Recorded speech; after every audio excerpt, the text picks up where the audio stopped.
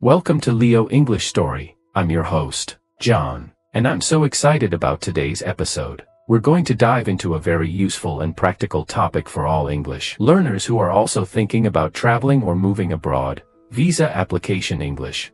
Today, we are especially focusing on Canada, one of the most popular destinations for study, work, and permanent residency. Whether you're applying for a student visa, a work permit, or even permanent residence, you'll need to understand and use certain English expressions and vocabulary. To help us navigate this topic, I've invited a special guest, Sarah, an experienced immigration consultant and English instructor who has helped hundreds of people prepare for their visa interviews and documentation. Thanks, John. I'm happy to be here. Yes, many people don't realize that applying for a visa is not just about paperwork. It's also about communicating well, especially in English. From filling out forms to answering questions at the embassy, English is the key to a successful application. Absolutely. In this episode, we'll explain the types of Canadian visas, what each one is for, and which English phrases or expressions are useful for each situation. We'll also go through example conversations, and Sarah will share real tips based on her experience. And I'll also explain the differences between common visa terms like temporary resident visa, study permit, express entry, and open work permit. These are phrases you'll see often on official websites and during your application. Perfect. So if you're planning to apply for a Canadian visa, or just want to improve your English for travel or work abroad, stay with us. This episode is going to be full of practical language, real-life examples, and helpful tips. Here's what we're going to cover today. Types of Canadian visas and their purposes. Common vocabulary and phrases in visa applications. Expressions for explaining your travel purpose. How to handle visa interview questions in English. Mistakes to avoid and cultural tips. Practice dialogue, a sample visa interview. Let's get started with the first part. Alright Sarah, let's start with the different types of Canadian visas. Many people don't know where to begin. That's true, John. Canada offers many visa types depending on your reason for travel. The most common categories include visitor visas, study permits, work permits, and permanent residence pathways. Let's take them one by one. What's a visitor visa? A visitor visa, also known as a temporary resident visa, TRV, allows you to enter Canada for tourism, family visits, or short business trips. It's usually valid for 6 months, and you cannot work or study during your stay. Good to know. So, if someone wants to study in Canada, what do they need? They need a study permit. This is not a visa, but a document that allows international students to study at a designated learning institution, DLI, in Canada. To get this, you first need an acceptance letter from a DLI, proof of funds, and a clean record. What about working in Canada? For that, there's the work permit. There are two main types: open work permits and employer-specific work permits. The open work permit allows you to work for any employer, while the employer-specific one ties you to a single company. And then there's permanent residence, right? Yes, Canada has multiple immigration programs under the Express Entry system. These include the Federal Skilled Worker Program, Canadian Experience Class, and Provincial Nominee Program. Each program has specific criteria based on age, education, work experience, and language ability. This is a lot to take in. So how can someone choose the right visa? Great question. It depends on your purpose of travel. Are you going for vacation? Then you need a visitor visa. Want to study? Apply for a study permit. Looking for work? You might need an employer to sponsor you first. Planning to stay long-term? Then you should look into immigration options. That's really clear. And are there any new or popular visa types lately? Yes, Canada has also introduced pilot programs, like the Rural and Northern Immigration Pilot and the Atlantic Immigration Program. These are great options for people who want to settle in smaller communities. That's amazing. So many pathways to choose from. Exactly. The key is understanding your goals and preparing the right documents. And of course, practicing your English so you can explain your plans clearly. Thanks, Sarah. Coming up next, we'll look at common English vocabulary and phrases you'll find in visa applications. Stay with us. Welcome back to part 3. In this section, we'll talk about one of the most important parts of your visa application: how to explain your travel purpose in English. Yes, this is key. Visa officers always want to know why you are traveling. Your answer should be clear, polite, and logical. It helps them understand your intentions, and if you meet the visa criteria. Let's go over some useful expressions that can help you do that. Sure, depending on your visa type, your travel purpose could be one of the following. For students, I plan to pursue my undergraduate studies in computer science at the University of Toronto. For visitors, I'm visiting Canada to see my sister and her family who live in Vancouver. For work, I have a job offer from a Canadian company in the IT sector, and I'm applying for a work permit.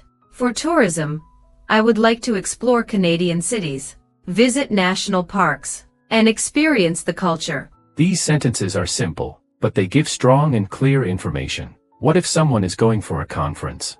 They can say, I've been invited to attend a professional conference on climate change held in Ottawa. Let's talk about tone. Should people sound excited or serious? Good question. Your tone should be respectful and confident. Remember, a visa interview or application is a formal situation. So, speak naturally but professionally. How should a student explain why they chose Canada? A good answer could be, I chose Canada because of its high-quality education system, safe environment, and multicultural society. The program I selected fits my career goals. That's a good example. It shows planning and awareness.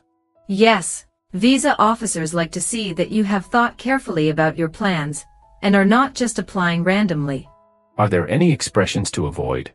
Avoid vague or unclear answers like, I just want to go and see what happens, or my parents told me to apply. Always be specific. That's an important point. Can you give a list of short, helpful expressions?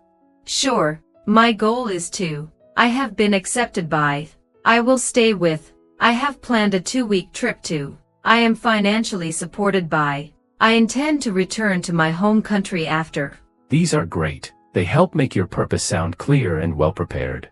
Exactly. Practice saying these aloud. Record yourself and listen. Or role-play with a friend or teacher. Thanks, Sarah. After this break, we'll go into how to handle common visa interview questions in English. That's going to be a very useful part. Stay with us.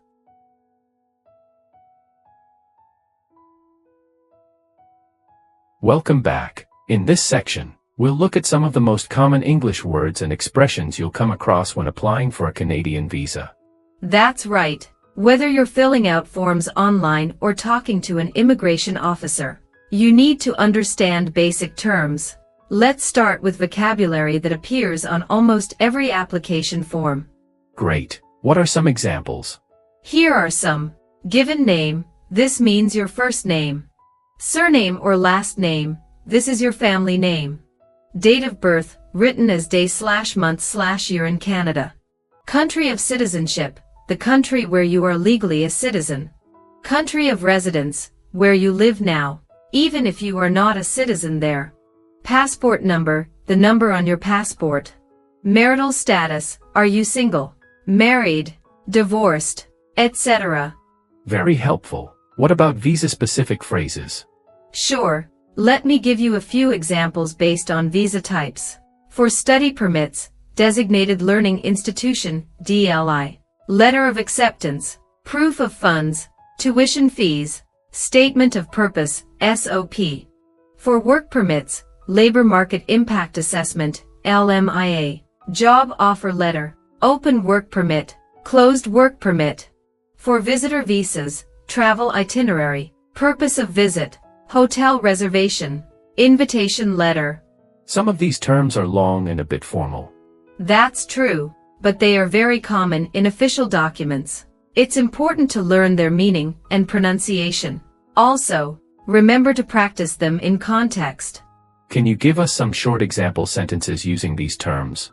Of course. I have received a letter of acceptance from a Canadian university. My passport number is listed on the top right of the page. I am applying for an open work permit. My purpose of visit is to attend a family event. That's great. You mentioned earlier the statement of purpose. Can you explain it briefly?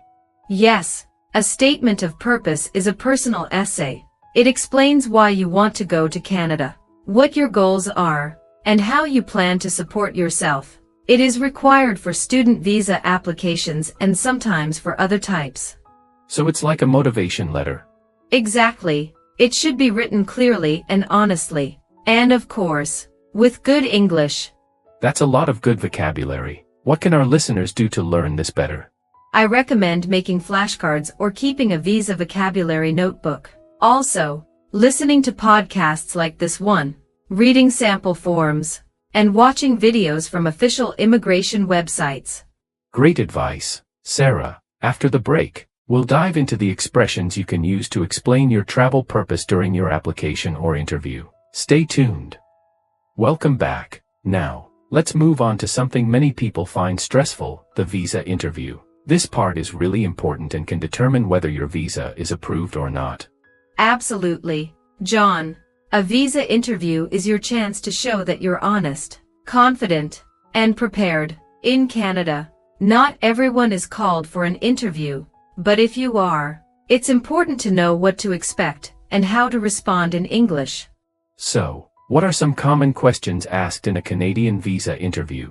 Here are a few examples. 1. Why do you want to go to Canada? 2. What will you do after your studies or visit? 3. Who will support you financially? 4. Do you have any relatives in Canada? 5. Where will you stay during your visit? These sound simple, but they need clear, structured answers, right?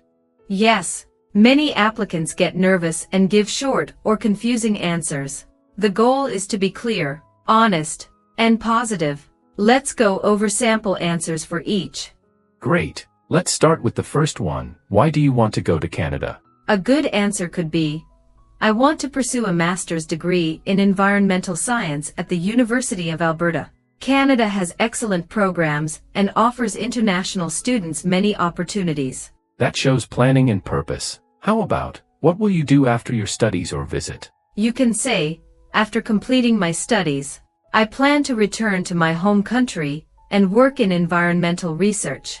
My goal is to contribute to climate change solutions. That's strong because it shows the applicant does not plan to stay illegally. Exactly. Visa officers want to know your intentions. Next. 4. Who will support you financially? You might say, my parents will cover all my expenses. I have submitted bank statements to prove this. That's clear and confident. And if they ask, do you have any relatives in Canada? If you do, be honest. Say something like, yes, my cousin lives in Toronto, but I will be living near my university in Ottawa. What if someone doesn't know the answer to a question? Don't panic. Just say, I'm not sure about that. May I check and get back to you? It's better than guessing. That's great advice. Are there body language tips too? Yes. Sit straight. Make eye contact. Smile politely. And speak clearly. Avoid crossing your arms or looking down. Confidence matters. This is very helpful. Do you recommend practicing interviews? Yes, absolutely. Find a friend, teacher, or coach. Practice common questions. Record yourself. It helps improve your pronunciation and confidence. That's excellent. Coming up, we'll look at the biggest mistakes to avoid and some useful cultural tips. Stay with us. Welcome back, everyone. So far we've talked about preparing for visa interviews and how to explain your travel purpose. Now let's talk about something just as important, mistakes to avoid and some cultural tips when applying for a Canadian visa. Yes, John. Many applicants make simple mistakes that can affect their chances. Let's start with those. The first common mistake is providing incomplete or incorrect information. That's a big one. Can you give an example? Sure. For example, some people write the wrong dates or names, or forget to upload one of the documents. These small errors make a big difference. Visa officers may think you're careless or hiding something. So always double-check your application. Exactly. Also, avoid giving inconsistent answers. If your visa form says you're staying for 3 weeks, but in your interview you say, "I want to stay for 2 months," that's a red flag. Right. What about during the interview itself? One big mistake is being too casual or too nervous. Some people speak too informally, or don't answer the question properly. Others are so nervous they forget basic details like where they're staying or who is funding their trip. That's true. Being calm and prepared makes a big difference. Another mistake is talking too much or giving extra information that wasn't asked for. Answer the question clearly and briefly. No need to tell your life story. Let's now talk about cultural tips. Canada is known for being polite and respectful, right? Yes, always use polite expressions. Start with good morning or good afternoon. Use please and thank you. And what about body language? Maintain eye contact, but don't stare. Sit straight, nod when appropriate, and avoid using your phone. These show that you are respectful and serious. Are there any cultural things people from other countries should be aware of? Yes, in Canadian culture, honesty and transparency are highly valued. Don't try to lie or hide facts. Even if you made a mistake in the past, like a visa rejection, explain it honestly. That's helpful. What if someone needs help filling the form? It's okay to get help from a certified immigration consultant, but never pay someone to lie or provide fake documents. That can ban you from entering Canada for years. That's serious. Any final cultural tips? Yes, be on time for appointments and interviews. Canadians value punctuality. Also, bring organized documents in a folder that shows professionalism. Great insights, Sarah. Coming up next is a sample visa interview roleplay where I'll be the officer and you'll be the applicant. Let's see how it all works in real life. Welcome to the final section, our practice visa interview. Sarah, are you ready to be the applicant? Yes, let's do it. Great. I'll be the visa officer. Let's begin. Good morning. Please have a seat. Good morning. Thank you. Can I have your passport and documents, please? Sure. Here are my passport, acceptance letter, bank statements, and other required forms. Thank you. What is the purpose of your visit to Canada? I've been accepted into the master's program in public health at the University of British Columbia. I plan to study full-time for 2 years. Why did you choose this university and program? I chose UBC because it has a strong reputation in health sciences. The curriculum fits perfectly with my long-term goal of improving healthcare systems in my home country. Also, the multicultural environment of Canada is ideal for international students like me. Who will pay for your education and living expenses? My parents are supporting me financially. I've included their bank statements and a notarized letter confirming their sponsorship. What will you do after your studies? After completing my degree, I plan to return to my country and work with local NGOs to implement public health programs. I'm passionate about improving access to healthcare in rural areas. Have you ever been to Canada before? No, this would be my first time. Do you have any relatives or friends in Canada? Yes, I have a cousin who lives in Calgary, but I'll be studying in Vancouver and living in university housing. How do you plan to support yourself during your studies? In addition to my parents' support, I have a part-time job approval from my university that allows me to work up to 20 hours a week during semesters. What will you do if your visa is denied? If that happens, I will carefully review the reasons and reapply with improved documents and explanations. My goal is to study in Canada because it aligns with my future plans. Thank you, Sarah. That's all for now. Thank you for your time and consideration. That was a great example. Notice how Sarah gave clear, confident, and specific answers. She was also polite and prepared with her documents. Practicing these interviews really helps reduce anxiety. I recommend all applicants rehearse like this before the real interview. Absolutely. Coming up next, our final thoughts and tips in the conclusion. We've come to the end of our episode, and I hope it has been informative and inspiring for all of you listening. Yes, Applying for a visa, especially to a country like Canada, can be both exciting and overwhelming. But with the right preparation, good language skills, and an honest, confident approach, it becomes much more manageable. One of the key things we've highlighted today is that knowing how to express yourself in English is just as important as having the right documents. A strong command of practical vocabulary, clarity in your answers, and cultural awareness can really make a difference. And don't forget, practice makes perfect. Whether it's learning key phrases, understanding visa terms, or rehearsing interviews, every bit of preparation helps you feel more confident and sound more professional.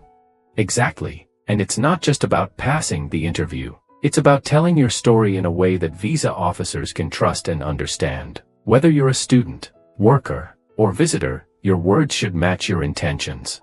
Also, always be honest. Visa officers are trained to spot inconsistencies. It's better to admit when you're unsure than to make something up. Honesty builds credibility. I also want to highlight the importance of being respectful, on time, and well prepared. These small behaviors show your seriousness and respect for the process. And if your visa is denied, don't give up. Learn from it. Improve your documents. Refine your English communication. And apply again. Many successful applicants don't succeed on the first try. To our listeners, we encourage you to replay this podcast, take notes, and even practice with the example questions we've discussed today. The more familiar you are with the process and vocabulary, the better your chances. And of course, keep improving your English. Follow Leo English Story for more helpful podcasts, language lessons, and real-life examples like today's episode. Thank you, Sarah, for your valuable insights. It was a pleasure being here, John. I hope our conversation today helps many people feel more prepared and confident. And to our audience, if you enjoyed this episode, don't forget to like, subscribe, and share with friends who might find it useful. See you in the next episode. Bye and good luck with your visa application.